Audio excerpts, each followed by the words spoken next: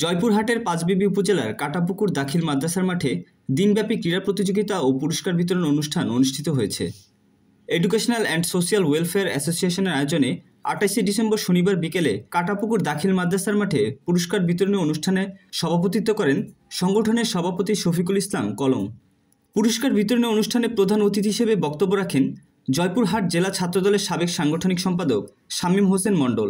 বিশেষ অতিথি হিসেবে উপস্থিত ছিলেন কুসুম্বা ইউনিয়ন জামায়াতের সেক্রেটারি মাওলানা ওমর ফারুক, পাঁচবিবি বিএম কলেজের প্রভাষক রবিউল ইসলাম, কাটাপুকুর দাখিল মাদ্রাসার সুপার মাহমুদুল হক, জামায়াত নেতা মাওলানা আবু ইউসুফ, হাফিজুর রহমান, আবুল কাশেম প্রমুখ।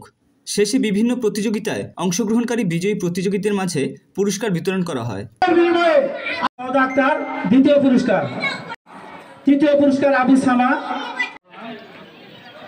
আন্দোলনের আমরা সাথী ভাইয়েরা একসঙ্গে বা আলাদা আলাদা ভাবে নিজেদেরকে তুলে ধরতে পারতেছি, সংগঠনের কথা বলতে পারছি এবং স্বতঃস্ফূর্তভাবে আপনাদের মাঝে হামদনাতে বি গ্রুপের তৃতীয় হয়েছেন নুসরাত জাহান।